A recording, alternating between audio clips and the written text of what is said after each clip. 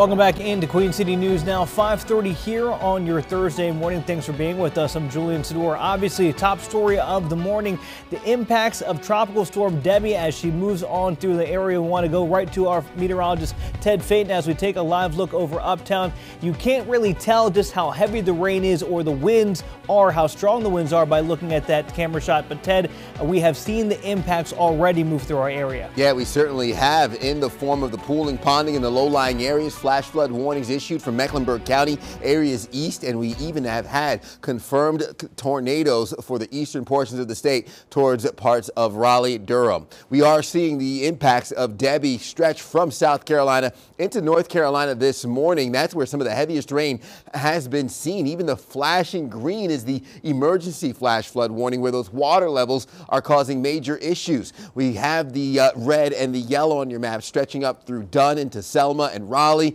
and you even see the red indicating this train of tornado warnings pushing towards Rocky Mount, where the purple indicates the confirmed tornado warning, which shows that that is in fact touching the ground and bearing down on folks in the area. If you have any friends, family, interest, or investments towards Rocky Mount, make sure you check on them to be weather aware this morning. We have our fair shares of those downpours now crossing that I-77 corridor east of Uptown towards Gastonia into Rock Hill and Chester, where we can expect those water levels to rise pretty quickly. We've already seen upwards of an inch to almost 2 inches near Mecklenburg County. This is radar indicated, not confirmed by rain gauges on the ground, but the radar indicates up to 1.5 inches from Unionville into Matthews, about 1.25 inches. That's from this morning overnight rain, and we still have an abundant amount more rainfall on the way. The flood concern stretching from Wilmington now further inland towards Florence, South Carolina, into parts of North Carolina, Rockingham, Richmond County, all dealing with the significant impacts of that moisture.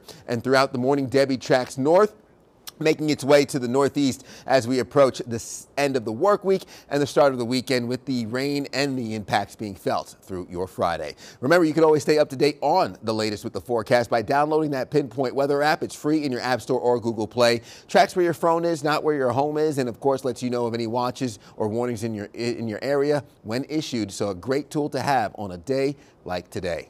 Julian. All right, Ted, thank you. Now we want to take a look at our pinpoint traffic as we get into our 5:30 half-hour. Conditions continuing to worsen on the roadways. The worst jam we're seeing right now on 77 South near the John Belk Freeway coming out of Uptown.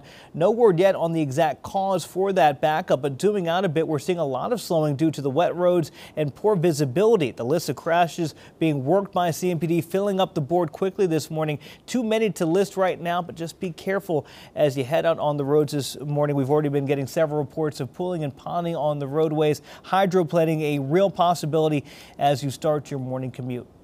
Queen City News is committed to tracking from all the angles, and our field crews have the tough assignment of braving the elements this morning. Our Savannah Rudisell weathering wind and current downpour and a flood-prone area of Pineville, Savannah. Still looking pretty bad out there as the storms continue. Yeah, absolutely, Julian. We're seeing just more and more rain start to build up among the ground that's already been so saturated for so much of the rain that we've had over the past couple of days. Since the last time we talked to you about half an hour ago, the rain has let up just a little bit, if you can believe it. It's still coming down pretty heavy, don't get me wrong, but it's not quite as harsh of a downpour as what we're seeing. One thing that has not let up has been this wind. We are easily upwards of, feels like 20-25 miles an hour here in Pineville, and what that's doing is it's causing the rain to come down in sheets as it moves across the roadways. It makes visibility in the area very, very low. So the wind is causing probably more problems as of right now than the rain is. It's hard to tell you what the wind looks like, but you can kind of see a little bit here. It's Pineville Lake Park is where we're at right now. And so some of that water right there, that is not flooding. I want to make that clear. That is just a small lake here behind us. But you can see a little bit more as that wind and the rain moves across the lake, that it's a lot of movement going on here outside right now. As far as your driving conditions, again, Julian just showed you that map. What we've seen out here is definitely people going very, very slow, as again, some of the visibility is not great, and that pooling and the ponding on the roads, Julian, is just something that's going to continue to create issues all day long. All right, Savannah, I do want to ask you, you mentioned that the water there has already started to rise. There's not a lot of place for the water to go there. The ground, is that starting to get pretty mushy as well? Because we know that with the strong winds, you get trees involved, and then you have the chance for down trees and power lines. How's the ground stability over where you are?